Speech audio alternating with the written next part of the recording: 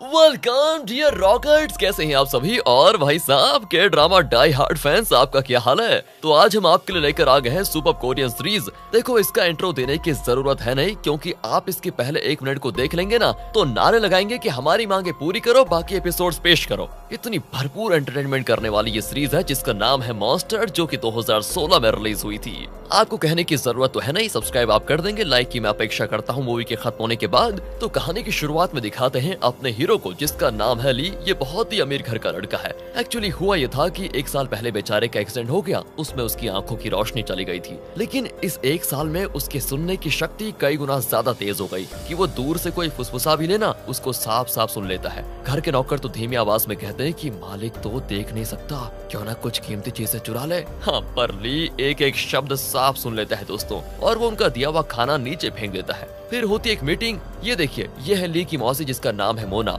ली को तो इन पर भी शक है कि कहीं उसके पेरेंट्स का एक्सीडेंट इसने तो नहीं करवाया। वो कहता है कि नौकरों को आज ही काम से निकाल दो बस। मोना कहती है, अरे 1 ही हफ्ते में कितने लोगों को नौकरी से निकालोगी तुम। पर ली को दोस्तों इसकी कोई परवाह नहीं होती। वो कहता है, जो मुझे पसंद नहीं, बस सिंपल। उन्हें मैं अपने साथ रखना ही नहीं चाहता, कहकर वो चला जाता है। ली को दोस्तों सिर्फ एक इंसान पर विश्वास है, और वो है उसका लॉयर शॉन। वो कार में जाते हुए शॉन से कहता है कि कुछ दिन बाद मेरा जन्मदिन है और मैं 20 साल का हो जाऊंगा, तब ये सारी प्रॉपर्टी मेरी हो जाएगी, राइट। फिर मुझे कोई धोखा नहीं दे सकता। लेकिन मुझे मोना पर अभी भी शक है कि वो मेरी प्रॉपर्टी हड़पने की पूरी कोशिश कर रही है, इसलिए आप उस पर नजर रखिएगा प्लीज। शॉन भी कहता है कि ठीक है। अब 1 साल पहले वो एक्सीडेंट कैसे हुआ था ये दिखाते हैं। ली, उसकी माँ और उसके पापा तीनों एक पहाड़ के रास्ते से कार में जा रहे होते हैं। अचानक ब्रेक काम नहीं करता और गाड़ी बैलेंस खो जाती है। गाड़ी तो इस तरह जाती है कि बिल्कुल खाई के एज पर अटक जाती है, मतलब किसी भी वक्त गिर सकती है वहाँ से।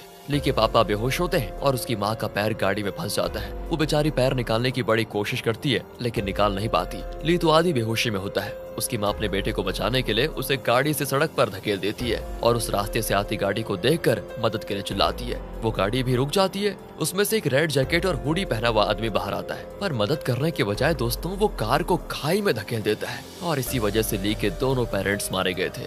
ली की आंखों में चोट आ गई थी और वो अपनी देखने की शक्ति खो बैठा। तो प्रेजेंट में दिखाते हैं कि ली ने अपने घर के काम के लिए नए लोगों को हायर किया है। उनमें से एक है कहानी की हीरोइन जिना। ली को देखती दोस्तों वो चौंक जाती है कि जिसका मुंह तक देखना वो चाहती नहीं थी, उसके लिए अब काम करना पड़ रहा है उसको। तो यहाँ फ्लैशबैक में दिखाते हैं कि 3 दिन पहले ली अपने बनाए हुए हॉस्पिटल में ट्रीटमेंट के लिए गया था, क्योंकि ली को डर है कि मोना उसे किसी भी वक्त जान से मारने की कोशिश करेगी, इसलिए उसने अपने लिए कई बॉडीगार्ड्स रखे होते हैं। होता यह है कि उसी हॉस्पिटल में जिना का भाई कोई ट्रीटमेंट ले रहा होता है। असल में जिना के पापा इसी हॉस्पिटल में सिक्योरिटी गार्ड है। वो जिना को बताते हैं कि हॉस्पिटल का ओनर बहुत ही रहमदिल आदमी है, उसने तुम्हारे भाई की ट्रीटमेंट कॉस्ट भी कम कर दी है, और वो जरा गर्म मिजाज का आदमी है, बात बात पर गुस्सा हो जाता है, ध्यान रखना। वो बस आने वाला है, इसलिए जरा ध्यान से पेश आना उसके सामने, कहकर दोस्तों वो चले जाते हैं। अब ली हॉस्पिटल आकर बाथरूम जाता है तो वहाँ कोई पीछे से उसे कस के पकड़ लेता है। वो घबरा जाता है कि कहीं ये मोना का भेजा हुआ कोई आदमी तो नहीं जो शायद मेरा कत्ल करने की कोशिश कर रहा है। असल में दोस्तों वो जिना का भाई होता है। इतने में गार्ड्स जिना के भाई को पकड़ लेते हैं और ली उसको बुरी तरह डांट रहा होता है कि ये क्या बदतमीजी है। इतने में जिना भी आ जाती है और ली पर चिल्लाती है कि एक बीमार लड़के से कोई इस तरह बात करता है क्या, तुम्हारा दिमाग तो ठीक है ना। दोस्तों जिना नहीं जानती थी कि ली की क्या परेशानी है, और वो उसको बहुत बुरा भला कह देती है। इतने में जिना के पापा आकर ली के आगे घुटने टेक देते हैं कि प्लीज इनको माफ कर दीजिए, ये दोनों मेरे बच्चे हैं, नादानी कर बैठे। लेकिन ली उनकी एक नहीं सुनता और कहता है, तुम्हें नौकरी से मैं निकाल रहा हूँ, कहकर ली चला जाता है। जिना बहुत परेशान हो जाती है कि पापा की नौकरी तो गई, अब मुझे नौकरी ढूंढनी पड़ेगी। तब उसको पता चलता है कि ली के घर में काम के लिए कुछ जरूरत है, तो वो ली के घर जाती है। और अब प्रेजेंट में आ जाइए। ली जिना की आवाज सुनते ही पहचान जाता है कि ये तो वही लड़की है जिसने हॉस्पिटल में मुझे उल्टा सीधा कहा था। लेकिन दोस्तों ली इस समय कुछ नहीं कहता और मन ही मन सोच लेता है कि अगर ये झूठ बोलेगी तो मैं इसको नौकरी से निकाल दूंगा। वो पूछता है कि क्या हम दोनों पहले कभी मिले हैं। जिना साफ साफ बता देती कि हाँ, हम आपके हॉस्पिटल में मिले थे, मेरे भाई ने अनजाने में आपको पकड़ लिया और मैंने आपको गलत समझकर डांट भी दिया था। अब दोस्तों सच्चाई बताने की उसकी हिम्मत ली को काफी पसंद आ जाती है और वो उसे नौकरी पर रख लेता है। जिना उसका हर काम करने लग जाती है। हेयर ड्रायर से उसके बाल सुखाने से लेकर उसके शर्ट वगैरह भी पहनाती है। तब वो धीरे धीरे ली के करीब आ जाती है और उसकी खूबसूरत आंखों को निहारने लग जाती है। जिना को वैसे बुरा लगता है कि इतनी सुंदर आंखों में रोशनी नहीं है, बताओ।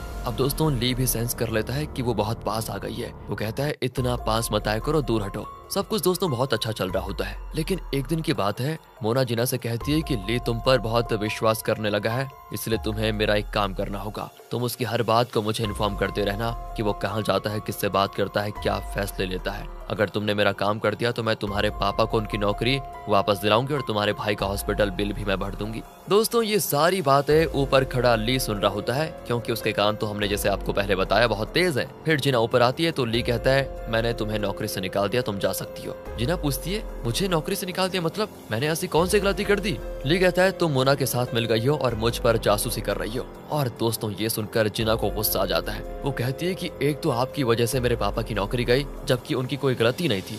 आज भी आप बिना सोचे समझे फटाक से मुझे नौकरी से निकालने पर उतराई, क्या बात है ये? अरे जल्दबाजी में ले हुए फैसले कितने लोगों की जिंदगी बर्बाद कर रहे हैं, कुछ पता है आपको? इसका अंदाजा है कुछ? इतना घमंड ठीक नहीं होता। और आपको क्या लगता है कि आप अंधे हैं इसलिए आप दुखी हैं? सच तो यह है कि आपका एटीट्यूड ही ऐसा है कि आपको अपने अलावा और किसी का लिहाज ही नहीं है। अगर आप हर किसी पर यूं ही शक करते रहे ना तो जिंदगी भर अकेले ही रहना पड़ेगा आपको कोई साथ नहीं मिलेगा। कहकर दोस्तों जिना उस पर तकिया फेंक कर चली जाती है। एंड ली को भी बहुत गुस्सा आता है। अगले दिन मोना की असिस्टेंट ली को कॉल करके बताती है कि आपकी जानकारी के बिना आपका हॉस्पिटल बिकने वाला है, प्लीज जल्दी आ जाइए। ली घबराकर अपने लॉयर शॉन को कॉल करके कहता है कि मुझे तुरंत हॉस्पिटल जाना है, तुम अभी आ जाओ। वो भी कहता है ठीक है और कॉल कट कर देता है। लेकिन अपने आदमियों से कहता है कि तुम तुरंत ली के घर जाओ और उसे घर से बाहर कदम भी मत रखने देना। वो तुरंत जाकर ली को एक कमरे में बंद कर देते हैं। दोस्तों तब ली को समझ में आ जाता है कि शॉन भी मोना से मिला हुआ है। लेकिन दोस्तों ली फिर भी किसी तरह हॉस्पिटल का सेल रोकना चाहता है। उस कमरे में वो एक कैंची ढूंढ निकालता है और वहाँ के स्क्रीन वगैरह को कट करके एक रस्सी बनाता है, उसकी मदद से नीचे उतरकर सड़क पर आ जाता है। अब वो लिफ्ट मांगने के लिए खड़ा होता है कि तभी वहाँ पर जिना अपने स्कूटर में आती है। वो कहती है यहाँ चिल्लाकर कोई फायदा नहीं है, यहाँ कोई टैक्सी नहीं आती। अब जिना की आवाज सुनकर वो चिढ़ जाता है और कहता है कि चलो चलो अपना रास्ता नापो, तुम मुझे मेरे हाल पे छोड़ दो। जिना भी चली जाती है। ली बेचारा नीचे सड़क पर उतरने की कोशिश करते हुए गिर जाता है और एक कार के नीचे आते हुए बच जाता है। जिना भी ये सब कुछ देखकर उस पर तरस खाती है और उसे लिफ्ट देने के लिए मान जाती है। ली के पास भी और कोई रास्ता नहीं होता, क्योंकि उसको जल्दी हॉस्पिटल जो पहुंचना है। वो पीछे बैठकर जिना को कस के पकड़ लेता है। जिना उसको डांटती है, अरे ये क्या कर रहे हो? वो कहता है मैं सड़क पर गिर गया तो इसीलिए पकड़ रहा हूँ, वरना मुझे कोई शौक नहीं है किसी को पकड़ने का। ठीक है लेकिन धीरे पकड़ो, समझे? मैं तुम्हें नीचे नहीं गिराऊंगी, आराम से पकड़ो। और दोस्तों इस तरह पकड़म पकड़ाई की बातें करते करते दोनों हॉस्पिटल पहुंच जाते हैं। ली सीधे कॉन्फ्रेंस रूम में जाकर कहता है कि यहाँ जो भी डीलिंग होने जा रही है मेरी नॉलेज के बिना हो रही है, मेरी मर्जी के बगैर इस हॉस्पिटल को कोई नहीं बेच सकता। और दोस्तों ये देखिए, ये है इस कहानी का विलन नाथन, जो इस हॉस्पिटल को खरीदना चाहता है। अब ली के ऐसा करने से सारे बोर्ड मेंबर्स को पता चल जाता है कि ये इलीगल डीलिंग हो रही है। वो डील कैंसिल कर देते हैं और नाथन को वहाँ से जाना पड़ता है। अब ली मोना से बहस करता है कि मेरी परमिशन के बिना ये बताओ ये सब करने की क्या जरूरत है और किसने हक दिया आपको ये करने का? वो कहती है वैसे हॉस्पिटल लॉस में चल रहा है, इसलिए सोचा इसको बेचेंगे तो अपनी दूसरी कंपनी को बचाने में मदद हो जाएगी। ली कहता है सुनिए, मुझे आपकी मदद की जरूरत है ही नहीं, समझे आप? मुझे पता है कि बैंक ने हमको टाइम दिया है और मैं जानता हूँ कि मेरी माँ और पापा का एक्सीडेंट भी आप ही ने करवाया था। ये सुनकर मोना चौंक जाती है कि बताओ मैं अपनी सगी बहन और उसके पति का कत्ल कैसे कर सकती हूँ? ली कहता है अच्छा, माँ मरने से पहले आपका ही नाम ले रही थी और शॉन भी तुम्हारा ही आदमी निकला, उसने मुझे अपने घर में बंद कर दिया था, वो भी तुम्हारे कहने पर। कहकर दोस्तों वो चला जाता है। मोना की समझ में नहीं आता कि ये क्या बोल रहा है। लगता है दोस्तों मोना का ली के पेरेंट्स की मौत में कोई हाथ ही नहीं था। एंड तब उसको याद आता है कि उसका पति जिसका नाम जेजे है वो और शॉन एक ही कॉलेज में पढ़ते थे और अच्छे दोस्त भी थे। अब मोना को शक है कि जेजे, शॉन और नाथन जो हॉस्पिटल को खरीदना चाहता है तीनों मिले हुए हैं। वो तुरंत जेजे से मिलने जाती है, जहाँ वो उसको नाथन से बात करते हुए सुन भी लेती है। नाथन जेजे से कहता है कि तुम्हें पता है 1 साल पहले जो काम तुमने अधूरा छोड़ दिया था उसी का नतीजा आज ये ली है और ये हमारा सारा प्लान चौपट कर रहा है। जल्दी एक काम करो, इस ली को खत्म करो। ये सारी बातें सुनकर मोना कहती है तुम इतने गिर जाओगे ये मुझे पता नहीं था। जेजे कहता है देखो ये सब मैंने हम दोनों के लिए ही तो किया है, तुम भी कुछ कम नहीं हो। वैसे तुमने तो जानबूझकर डॉक्टर को ली से ये कहने पर मजबूर किया कि उसकी आंखें कभी ठीक नहीं हो सकती। मैं बुरा हूँ तो तुम भी कोई कम नहीं हो, चलो यहाँ से। और यहाँ फ्लैशबैक में दिखाते हैं कि जेजे ने ली के पेरेंट्स का एक्सीडेंट क्यों करवाया। एक दिन की बात है, जेजे को एक पार्सल मिला जिसके अंदर कुछ ऐसे फोटोज थे जिनसे साफ पता चलता है कि जेजे का किसी और औरत के साथ अफेयर था और ये पार्सल नाथन ने भिजवाया था। उसने जेजे को धमकाया कि जिस औरत के साथ तुम्हारा अफेयर है वो कोरिया के बहुत ही रईस आदमी की बेटी है। अगर मैंने ये बात उस रईस आदमी को प्रूफ के साथ बता दी तो बताओ तुम्हें देश निकाला हो जाएगा, भरपूर मार पड़ेगी सो अलग। अगर तुम इस देश में जिंदा रहना चाहते हो तो ली के पेरेंट्स का एक्सीडेंट करवा कर खत्म कर डालो उनको, फिर सारी प्रॉपर्टी तुम्हारी हो जाएगी, क्योंकि ली तो अभी 20 साल का हुआ ही नहीं। उसके बाद तुम मुझे प्रॉपर्टी का एक बड़ा हिस्सा दे देना। और दोस्तों इसी वजह से जेजे ने उस दिन कार का ब्रेक डैमेज कर दिया था, और जब वो बच गए तब वो खुद उनको खाई में धकेलने आ गया। चलिए आ जाइए प्रेजेंट में। दिखाते हैं कि मोना को अपने पति के कैरेक्टर पर भी शक है। वो अपने असिस्टेंट को जेजे के पीछे लगा देती है। जेजे उस औरत के घर जाता है जिसके साथ उसका अफेयर है, एंड असिस्टेंट उनकी फोटोज खींचकर मोना को भेज देती है। मोना भी तुरंत उनको रंगे हाथों पकड़ने के लिए निकलती है। यहाँ जिना को दिखाते हैं जो ली को उसके घर पहुंचा देती है। अब ली को जिना पर विश्वास होने लगता है और वो कहता है, मैंने तुम्हारे साथ जो बुरा सलूक किया उसके लिए प्लीज मुझे माफ कर दो, और प्लीज कल से काम पर आ जाओ दोबारा। जिना कहती है, देखो मैंने नौकरी के लिए तुम्हारी मदद नहीं की है, मुझे नहीं चाहिए नौकरी। ली कहते हैं, मैं तुम्हें दुगनी या तिगुनी सैलरी दूंगा। तब जिना उसके पास आकर कहती है कि इसके बाद मैं तुमसे कभी मिलूंगी ही नहीं, और ये कहकर वो चली जाती है। घर आकर भी ली को जिना की याद खाई जाती है। वो उसे कॉल भी करता है। और दोस्तों अब दिखाते हैं कि जिना अब एक फूड आउटलेट में डिलीवरी का काम करती है। ली का नंबर देखते ही वो फोन का बैटरी निकाल लेती है। अब ली अपने एक स्टाफ से कहता है कि तुम जिना के पापा से कहो कि वो फिर से हॉस्पिटल में काम के लिए आ जाएं और जिना के भाई का फ्री ट्रीटमेंट का इंतजाम करो। ली दोस्तों ऐसा सोचता है कि अगर मैं ऐसा करूंगा तो जिना का गुस्सा कम हो जाएगा और वो फिर यहाँ पर काम पर आ जाएगी। दूसरी ओर मोना उस औरत के घर जाती है। बाहर जेजे के शूज देखकर वो दरवाजे पे कान रखकर सुनती है कि अंदर क्या बातें चल रही है। अंदर वो औरत पूछती है कि तुम मोना को डाइवोर्स कब देने वाले हो, जल्दी बताओ। फिर क्या था, इतने में मोना अंदर घुस आती है। असल में ये औरत तो मोना की बेस्ट फ्रेंड निकली। मोना कहती है, वाह भाई, मुझे तो यकीन ही नहीं होता कि तुम मेरी बेस्ट फ्रेंड होकर मेरी जिंदगी उजाड़ दोगी। कहकर वो उस औरत के बाल पकड़कर वहाँ से खींचने लग जाती है। जेजे तो भीगी बिल्ली की तरह कांपने लगता है। मोना भी उसके गाल पर कस के चांटा मारती है और कहती है, मैं तुम्हें प्रेस में पूरे शहर में बदनाम करूंगी और तुम पर पुलिस केस भी होगा वो अलग। कहकर वो जाने लग जाती है, लेकिन जेजे उसको पकड़कर सीढ़ियों से नीचे गिरा देता है। मोना के सर पर बहुत सारी चोटें आती है और वो स्पॉट पर ही मारी जाती है। अब ये दोनों हो जाते हैं शॉक और सोचते हैं कि अब तो हमको जेल जाना पड़ेगा। लेकिन दोस्तों यहाँ जेजे की पूरी विलनगिरी सामने आ जाती है।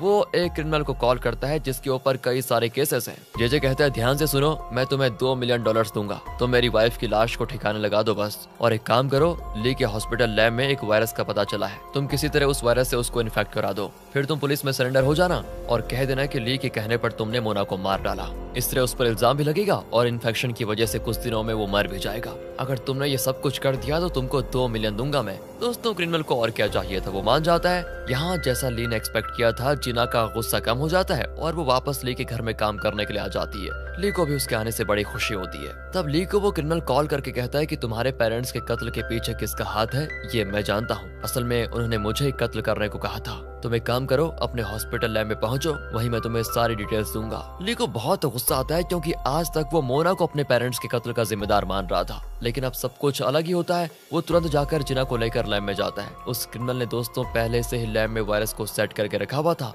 ताकि जब ली अंदर आए तो वो वायरस को कमरे के अंदर उस गैस के जरिए फैला दे। जैसे ली और जिना अंदर जाते हैं तो दरवाजा लॉक करके वो रिमोट के जरिए वायरस को हवा में खोल देता है। अंदर दोनों सांस नहीं ले पाते और ली समझ जाता है कि जरूर किसी ने हवा में वो खतरनाक वायरस मिला दिया है, क्योंकि ये है तो ली का ही हॉस्पिटल ना। ली उस वायरस के बारे में खूब जानता है क्योंकि कुछ साल पहले क्या हुआ था कि यहाँ पर एक रिसर्च डॉक्टर थी, उसने बताया था कि हम एक म्यूटेंट वायरस बना रहे हैं और उसका एंटीडोट भी बना रहे हैं। तो प्रेजेंट में दोस्तों ली उसी एंटीडोट को ढूंढ निकालता है, लेकिन सिर्फ वो एक होता है। वो तुरंत जिना को एंटीडोट लगाने को कहता है, लेकिन जिना कहती है तुम इसको लगा लो, मेरी फिक्र मत करो। इतने में जिना के पापा जिना को लैब में बंद देखकर उसे बचाने आते हैं, पर तब तक जिना उस एंटीडोट इंजेक्शन को ली को लगा देती है। कट करके हॉस्पिटल में दिखाते हैं कि ली को होश आ गया है। जेजे तो उसके पास बैठा होता है और कहता है, तुमने मेरी पत्नी मोना को मारने के लिए एक क्रिमिनल को हायर किया है। यहाँ पर दोस्तों पता चलता है कि जेजे ने उस क्रिमिनल को यह कहकर सरेंडर होने को कहा कि मैं तुम्हें बेल पे बाहर निकालूंगा और $4 मिलियन दूंगा। वो भी बेचारा लालच के मारे मान गया और सरेंडर हो गया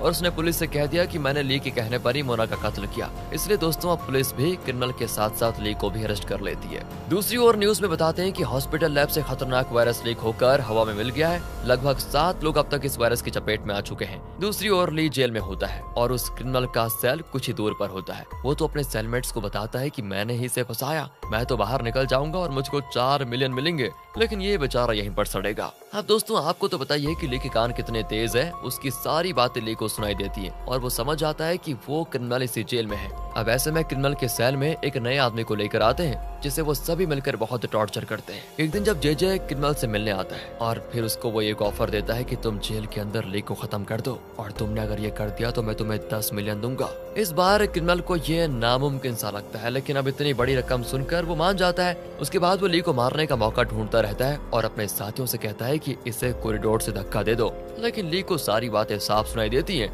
हालांकि वो हमेशा क्रिमिनल से थोड़ा दूर ही रहता है। अब जैसे क्रिमिनल का साथी ली को धक्का देने आता है तो ली झुक जाता है और वो आदमी खुद गिरकर मर जाता है। अब दोस्तों आपको पता है कि क्रिमिनल के सेल में एक नया आदमी आया था जिसे वो टॉर्चर कर रहे थे। वो ली से कहता है तुम सावधान रहना यार, वो लोग तुमको मार डालना चाहते हैं। इस तरह धीरे धीरे इन दोनों की अच्छी दोस्ती हो जाती है। ली कहता है तुम्हें पता है मेरे कान बड़े तेज हैं और इसका फायदा उठाकर हम उस क्रिमिनल को और उसके साथियों को फंसा सकते हैं, मेरी मदद करोगे क्या? वो भी मान जाता है। दोस्तों अब ये दोनों एक बढ़िया सा प्लान बनाते हैं। जब क्रिमिनल और उसके साथी बाथरूम में होते हैं तो ली अंदर आता है। उसका दोस्त बाहर से धीमी आवाज में इंस्ट्रक्शन दे रहा होता है कि लेफ्ट जाना है या राइट। उसकी आवाज इन लोगों को तो सुनाई नहीं देती, लेकिन ली को साफ सुनाई देती है। अब ली को यहाँ पाकर वो बड़े खुश हो जाते हैं कि ये तो सीधा शेर के मुंह में आ रहा है, अब इसकी जान तो कोई नहीं बचा पाएगा। लेकिन ली सीधा जाकर एक टॉयलेट को खोलता है तो अंदर बैठा होता है क्रिमिनल, एंड वो भी बड़ा खुश कि इसने तो मेरा काम और आसान कर दिया, अकेला यहाँ पर आ गया। पर बेचारा नहीं जानता कि वही ली के हाथों फंसने वाला है। ली क्या करता है देखिए, वो टॉयलेट का दरवाजा लॉक कर देता है और कहता है मुझे मार डालना चाहते थे ना,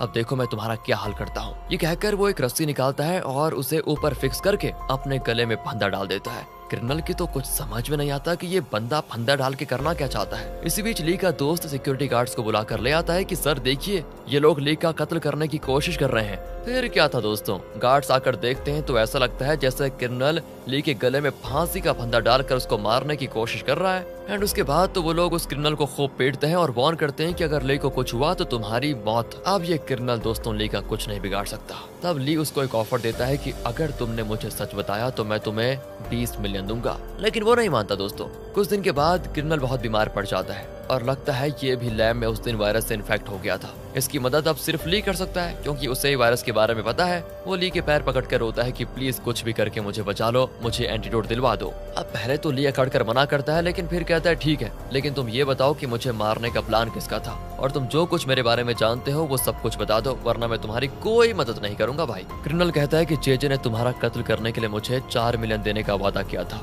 उसी ने तुम्हारी मौसी मोना को भी मार डाला और उसका इल्जाम मेरे सर लेने को कहा। ये सुनकर ली एकदम शॉक हो जाता है कि असल में क्रिमिनल मोना नहीं जेजे है। वो ये भी बताता है कि असल में ऑपरेशन से तुम्हारी आंखें ठीक हो सकती थी, लेकिन वो लोग नहीं चाहते थे कि तुम्हारी आंखें ठीक हो। ली को धक्के पे धक्का लगता है कि उसके इर्द गिर्द सारे उसके दुश्मन निकले। सब कुछ बताकर वो क्रिमिनल गिर जाता है। अब उसे और ली को एम्बुलेंस में हॉस्पिटल लेकर जाया जाता है। वहाँ जेजे भले आदमी की तरह डायलॉग मारता है कि अरे हमारे परिवार के तुम इकलौते वारिस हो, मैं तुम्हें कैसे भी करके बेल दिलाने की पूरी कोशिश करूंगा। पर दोस्तों ली को तो इसका असली चेहरा पता है, वो एकदम चुप रहता है। फिर ली को उसी हॉस्पिटल में एडमिट किया जाता है। अब ली एक नए लॉयर को हायर करता है और बताता है मुझे मोना के और मेरे पेरेंट्स के कत्ल में जेजे पर शक है, आप कैसे भी करके उसको अरेस्ट करवाइए। तभी अचानक वहाँ पर जेजे आता है तो नया लॉयर जेजे से मिलने जाता है। इसी बीच ली गार्ड से कहता है कि प्लीज आप दरवाजा खोल दीजिए, मुझे घुटन हो रही है। असल में दोस्तों वो इन दोनों की बातें सुनना चाह रहा था। नया लॉयर जेजे से कहता है कि ली को आप पर शक है। जेजे कहता है अरे उसे अपने पेरेंट्स की मौत के बाद गहरा सदमा लगा, इसलिए उसको हर किसी पर शक होता है। ये ना एक तरह की मेंटल प्रॉब्लम है, तो हमें उसको किसी मेंटल हॉस्पिटल में भर्ती करवाना चाहिए। अब ये सुनकर दोस्तों ली वहाँ से भागने की कोशिश करता है, लेकिन उसका हाथ हैंडकफ से पैड पर बंधा होता है। उस रात होता यह है कि कोई उसको बचाकर बाहर लेकर आ जाता है और ये कोई और नहीं मोना की असिस्टेंट है। वो उसको एक गाड़ी में बिठाकर लेकर तो जाती है, लेकिन अब पुलिस उनके पीछे पड़ जाती है। इसी बीच जेजे को भी पता चल जाता है और वो भी ली को ढूंढने में लग जाता है। इसी बीच होता यह है कि मोना के असिस्टेंट ली को बीच रास्ते में उतार देती है क्योंकि पुलिस इनकी गाड़ी के पीछे पड़ी हुई थी। वो कहती है तुम जल्दी उतरो और एक टैक्सी लेकर किसी सेफ जगह पर निकल जाओ। कहकर वो निकल जाते हैं। ली यहाँ पर लिफ्ट मांगने के लिए खड़ा रहता है और ऐन वक्त पर वहाँ पर जेजे आ जाता है। बेचारा ली नहीं जानता कि ये जेजे की गाड़ी है और वो उसमें चढ़ जाता है। पर दूर से मोना की असिस्टेंट ये देख लेती है और तुरंत ली को कॉल करके कहती है कि अरे तुम्हें वही गाड़ी मिली थी क्या चढ़ने को, वो जेजे की गाड़ी है, कुछ भी करके निकलो उस गाड़ी से बाहर। ली अब जोर से चिल्लाने लग जाता है। इतने में असिस्टेंट की गाड़ी भी जेजे की गाड़ी के आड़े आकर रुक जाती है। इसी बीच जेजे अपने आदमी से कहता है कि अरे वो कौन है जो ली की मदद कर रही है, उसका पता लगाओ। लेकिन इतने में दोस्तों वो निकल जाती है और जे ली को पकड़ लेता है और कहता है, बेटा अब तो तेरी मौत मेरे हाथों होगी, फिर सारी प्रॉपर्टी मेरी। ली कहता है, तुम कुछ भी कर लो लेकिन मैं वापस आऊंगा। कहकर वो पानी में कूद जाता है। जे सोचता है, चलो बढ़िया ही हुआ, मैं वैसे भी उसको मारने वाला था। लेकिन अगले दिन दिखाते हैं कि ली कचड़े के ढेर में पड़ा हुआ है और अपनी आंखें खोलता है। इसी के साथ इस सीरीज का पार्ट 1 यहाँ पर होता है खत्म। उम्मीद है ये पहला पार्ट आपको पसंद आया होगा, और अगर आगे है तो और पार्ट्स की रिक्वेस्ट आप डाल दीजिए। ज्यादा रिक्वेस्ट मिले तो हम जरूर अगले पार्ट्स को लेकर आएंगे। बाकी अगर आपको वीडियो अच्छी लगी हो तो लाइक कीजिए, चैनल को सब्सक्राइब। ध्यान रखिए अपना, and finally thanks for watching.